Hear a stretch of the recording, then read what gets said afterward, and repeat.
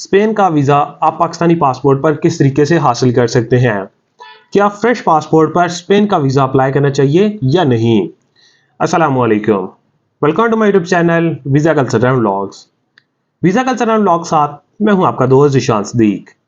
अगर अभी तक आपने हमारा यूट्यूब चैनल सब्सक्राइब नहीं किया तो आपसे रिक्वेस्ट है हमारा यूट्यूब चैनल सब्सक्राइब कर लें और साथ में बेल आइकन लाजमी प्रेस कीजिएगा ताकि आने वाला जब भी व्लॉग हो, वीज़ा इन्फॉर्मेशन हो, वो आपके पास टाइम बाय टाइम पहुंच सके।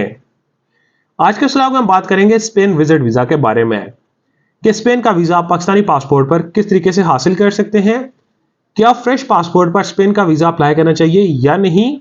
और सेकंड स्टेप में हम बात करेंगे, बहुत सारे लोग इसमें मिस्टेक करते हैं, पासपोर्ट सबमिट करवाने के बाद अपना केस विड्रॉ करवा लेते हैं कि वो किसी और शेंजन कंट्रीज का वीज़ा अप्लाई कर सकें। आज के इस व्लॉग में सारी चीज़ आपके साथ शेयर की जाएंगी। अगर आप स्पेन का वीज़ा अप्लाई करना चाह रहे हैं या आपने स्पेन का वीज़ा अप्लाई किया हुआ है तो इस वीडियो को एंड तक देखिएगा ताकि सारी चीज़ आपको इस वीडियो से मिल सकें। फर्स्ट ऑफ ऑल हम बात करें स्पेन का वीज़ा अप्लाई आप किस तरीके से करते हैं। स्पेन का वीज़ा अप्लाई करने के लिए आपको डायरेक्ट एम्बेसी नहीं जाना पड़ता, उसका ऑथराइज ड्रॉप बॉक्स है। Authorise drop box BLS international इसका ऑथराइज ड्रॉप बॉक्स है। प्रॉपर आपको BLS की अपॉइंटमेंट लेनी पड़ती है। इस्लामाबाद, लाहौर, कराची BLS में प्रॉपर आपकी अपॉइंटमेंट होती है। अपॉइंटमेंट का सिस्टम ऑनलाइन है। जैसे ही आपके अपॉइंटमेंट स्केड्यूल्स आते हैं, पर डे स्केड्यूल्स ओपन होते हैं तो आप अपनी अपॉइंटमेंट बुक कर सकते हैं। फर्स्ट स्टेप में अपॉइंटमेंट बुक करते हैं। अपॉइंटमेंट बुक होने के बाद प्रॉपर आप सारी प्रोफाइल रेडी करते हैं।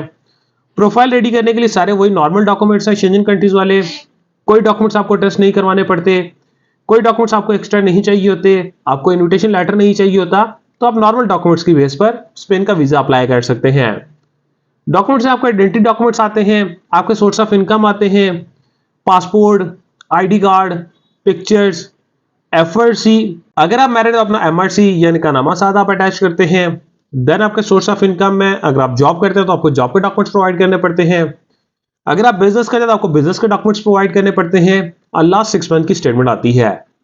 स्टेटमेंट का क्लोजिंग बैलेंस, जो लास्ट 6 मंथ क्लोजिंग बैलेंस है, राउंड अबाउट 1 मिलियन प्लस आपका क्लोजिंग बैलेंस हो, ट्रांजैक्शन हिस्ट्री हो, और अगर आप जॉब कर रहे हैं तो सैलरी प्रॉपर आपके अकाउंट में आ रही हो। देन सेकंड फेज में जो आप ट्रैवल के डॉक्यूमेंट्स रेडी करते हैं, आपकी टिकट आइटनरी आती है, आपका वीजा फॉर्म है, travel health insurance, hotel booking, आपकी ट्रैवल आइटनरी, ये सारे आपको ट्रैवल के डॉक्यूमेंट्स रेडी करने पड़ते हैं। ये सारी एक फाइल बना के जिस दिन आपकी अपॉइंटमेंट होती है आप BLS में जाकर अपने डॉक्यूमेंट सबमिट करवाते हैं। डॉक्यूमेंट सबमिट होने के बाद इसका प्रोसेसिंग टाइम स्टार्ट हो जाता है और इस टाइम पे जो प्रोसेसिंग टाइम है राउंड अबाउट 45 डेज से लेकर 60 डेज तक का प्रोसेसिंग टाइम है। 45 डेज से पहले भी आपका डिसीजन हो जाते हैं। सब आपका डिसीजन 15 से 20 वर्किंग डेज के भी अंदर हो जाता है, लेकिन एक्सपेक्टेड जो टाइम चल रहा है 45 डेज से लेकर 60 डेज तक इसका प्रोसेसिंग टाइम चल रहा है। और अब हम बात करते हैं कि क्या आपको फ्रेश पासपोर्ट और वीजा अप्लाई करना चाहिए या नहीं। और अगर फ्रेश पासपोर्ट और वीजा अप्लाई कर रहे हैं तो आपकी प्रोफाइल किस तरीके की होनी चाहिए कि आपके वीजा लगने के चांसेस अच्छे हों। फ्रेश पासपोर्ट पर भी आप स्पेन का वीजा अप्लाई कर सकते हैं, लेकिन इसमें यह है कि प्रॉपर आपकी प्रोफाइल स्ट्रांग हो। प्रोफाइल स्ट्रांग से मुराद यह है कि आपके पास स्टेटमेंट होनी चाहिए, लास्ट 6 में आपकी बैंक स्टेटमेंट ट्रांजैक्शन हिस्ट्री अच्छी हो, बैलेंस मेंटेन हो, और अगर आप जॉब कर रहे हैं तो प्रॉपर सैलरी आपके अकाउंट में आ रही हो। और देन इसके बाद सेकंड फेज पर आता है कि आपके पास जो टैक्स रिटर्न्स हैं, आपके पास टैक्स रिटर्न्स होने चाहिए और प्रॉपर ये है कि आप टैक्स पेड कर रहे हो। जो आपकी एक्चुअल इनकम है उसके मुताबिक आप अपने टैक्स पेड करें, क्योंकि बहुत सारे लोग ये हैं अपने टैक्स रिटर्न्स को नील का शो करवाते हैं। तो अपनी जो इनकम है उसके मुताबिक आप टैक्स रिटर्न्स पेड करें। और अगर आप फ्रेश पासपोर्ट और वीजा अप्लाई करें तो अपनी कंफर्म पेड होटल बुकिंग लगाएं। अगर आप पेड नहीं लगा सकते तो अपनी कंफर्म होटल बुकिंग लगाएं। डमी होटल बुकिंग आप कभी भी अटैच ना करें, प्रॉपर कंफर्मेशन नंबर के साथ अपनी होटल बुकिंग उसमें अटैच करें। और इसके बाद ड्यूरेशन ऑफ स्टे आप कम रखें, आप 5 to 7 डेज का अपना प्लान लगाएं, 5 to 7 डेज का अपना ड्यूरेशन ऑफ स्टे रखें तो आपके वीजा लगने के चांसेस अच्छे हैं। और जो ट्रैवलिंग डेट है, कम से कम जो ट्रैवलिंग डेट है आप 2.5 से 3 महीने बाद की आपकी ट्रैवलिंग डेट डालें, ट्रैवल प्लान उसमें ऐड करें। लेकिन इसमें एक चीज है कि प्रॉपर जो आपकी स्टेटमेंट मेंटेन चल रही है उस स्टेटमेंट को आप उसी तरीके से मेंटेन करते रहें। ऐसा नहीं है कि जैसे आपने डॉक्यूमेंट सबमिट करवा दिए अपने अकाउंट को आप नील कर लें, बैलेंस बहुत ज्यादा लो कर लें, तो उसमें आपको वीजा रिफ्यूजल के चांसेस बहुत ज्यादा बन जाते हैं। प्रॉपर जिस दिन आपकी रनिंग में स्टेटमेंट होती है आप उस दिन अपनी रनिंग में स्टेटमेंट साथ में अटैच करते रहें, मेंटेन करते रहें, तो आपके वीजा लगने के चांसेस अच्छे होते हैं। और अब हम बात करते हैं, बहुत सारे लोगों की कॉल्स आती हैं कि हम पासपोर्ट अपना वापस लेना चाह रहे हैं, हम विड्रॉ करना चाह रहे हैं अपने केस को। इससे बेहतर यह है कि अपने केस को आप विड्रॉ ना करें। अगर आप ट्रैवल करना चाह रहे हैं किसी और कंट्री में, आपके पास अगर वैलिड वीजा है, अपना वैलिड वीजा, टिकट, होटल, अपनी ट्रैवल आइटनरी जो होती है प्रॉपर आप शेयर करते हैं, तो अपना ट्रैवल के लिए पासपोर्ट आप विड्रॉ कर सकते हैं। लेकिन इसमें ये जब ट्रैवल करके वापस आते हैं तो आपको दोबारा पासपोर्ट जमा करवाना पड़ता है। जब आपके वीजा का एक्सचेंज होता है उसके बाद आपको रिसीव हो जाता है। अगर आप ट्रैवल करने के लिए अपना पासपोर्ट विड्रॉ करवाना चाह रहे हैं तो आप विड्रॉ करवा सकते हैं।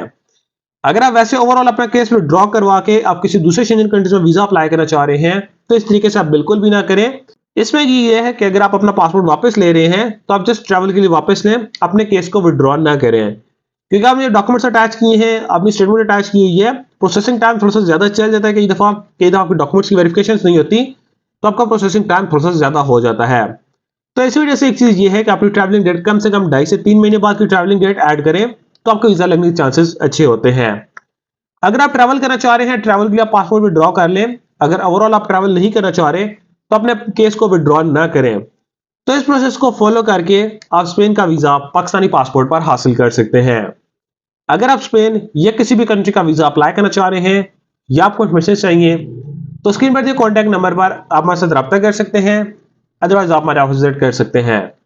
Kamal express and haulage private limited, Islamabad डीजो का हमारा ऑफिस है, तो आप हमारे ऑफिस विजिट कर सकते हैं ताकि हम आपको ट्रैवल से रिलेटेड बेस्ट सर्विसेज प्रोवाइड कर सकें। Thank you so much.